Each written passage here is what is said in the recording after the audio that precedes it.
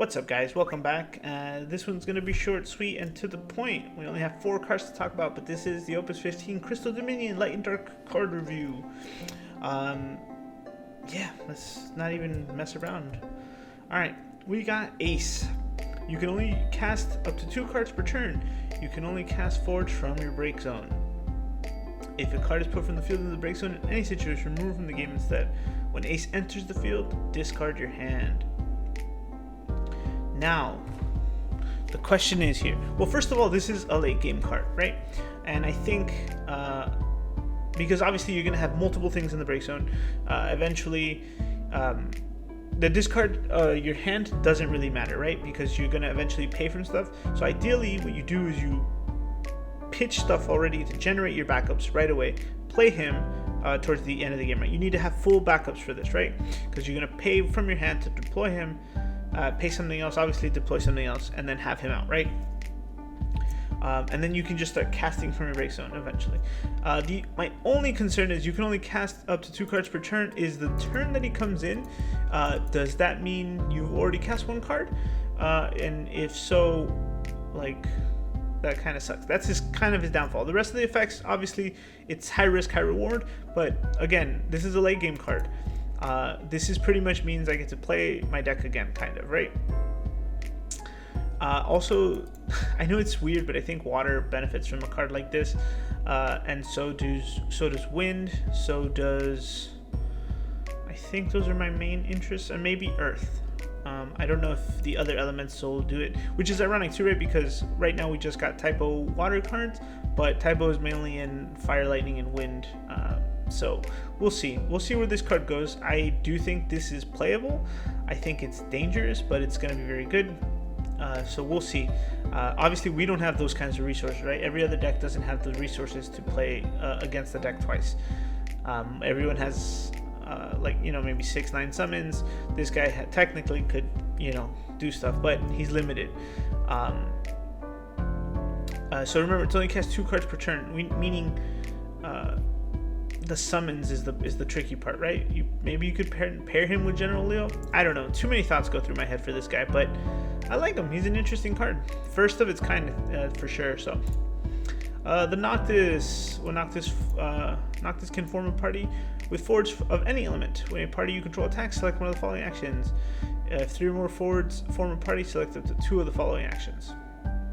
Choose a forward, deal it AK, choose a monster, break it, choose a character, dull it and freeze it, Noctis gains haste until the end of the turn, draw a card. Lots of effects, really good. He's cheap, so he's really nice. I'm glad he doesn't have Lunafreya strapped to his name, which would be a crutch. Obviously, we got a new Lunafreya, which would help protect him, so I do find myself putting him in water. I don't like the Lunafreya period, but I like where light water deck is kind of building. We messed with that last set, so I think this will help. Obviously, it's going to help Chocobos. It's going to help the old Bart's Boko deck, which already has new help into it.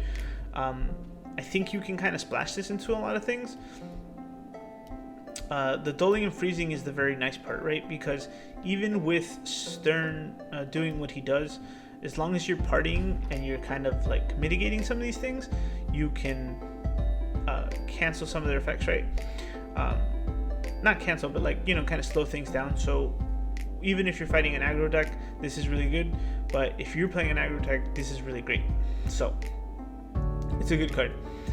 It's the box topper too, so we will have plenty of them. Arden, the bad boy. When Arden enters the field, discard your hand. When you do so, there's 2 cards that says discard your hand, right? This guy says it too. Yeah. When Arden enters the field, discard your hand. When you do so, your opponent selects 1 more than the number of discarded cards from the 3 following actions, right? So you discard 3, they do 4 things. Your opponent can select the same action more than once. Your opponent selects a character they control, put it in the break zone. Your opponent puts the top 20 cards from their deck into the break zone, and Arden deals you a point of damage. Another late game card. Same thing. I was kind of thinking for the other guy, for the Ace. It is late game. It's almost like a control tactic too, right? You want to push heavy damage. Your opponent will, because that's the trade-off when you play aggro, right? You play 1 backup, multiple forwards, you get wiped, then what do?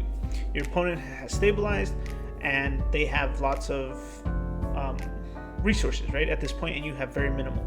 So there's a few things. So that's the first thing. The second thing is that oftentimes in the middle of them stabilizing, they put out big forwards, and then you're forced to party attack.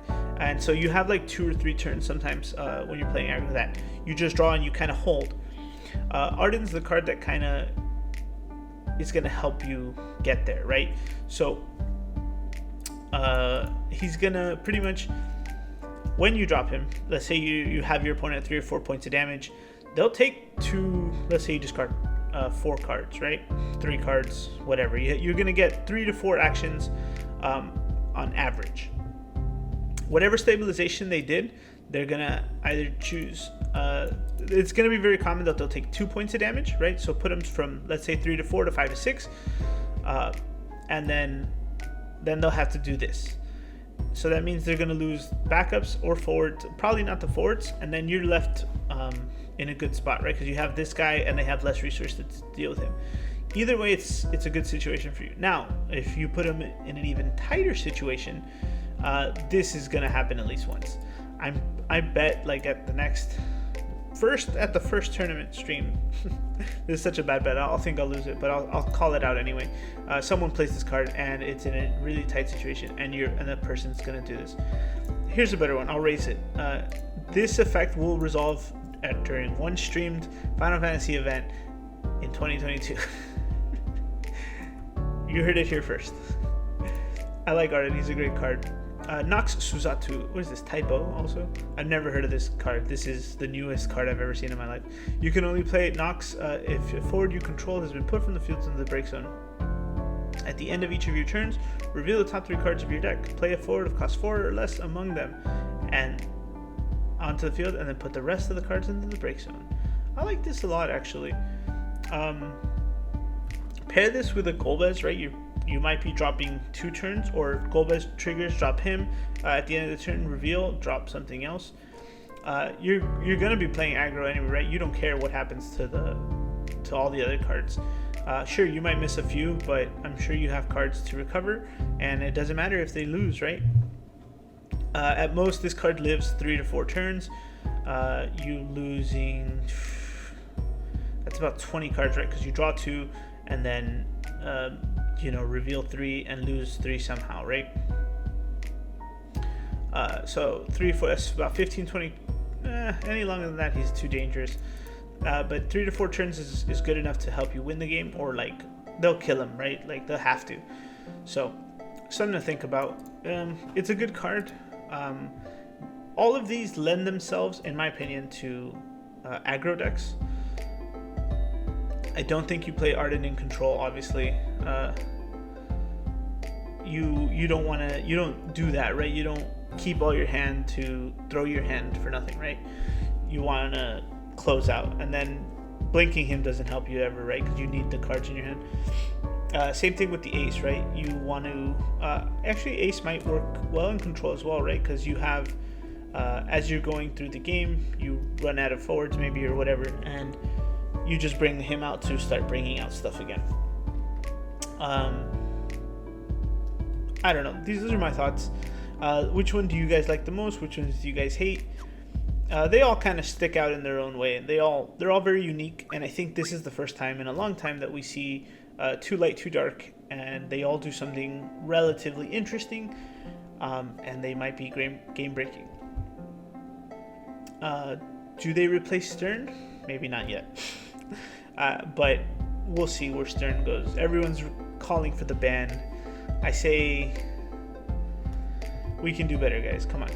You've been calling for Minwoo ban since day 1 too. Your prayers will be answered eventually. Just hang tight, I'm sure. Anyway, guys, this is the Light and Dark review. This one's short, so I hope you liked it. Noctis or Arden? Ace or Nox? Oh, I just realized they're both 15 and both Typo. Alright guys, that's it for me. Have a great night. Enjoy your day, and I'll see you later.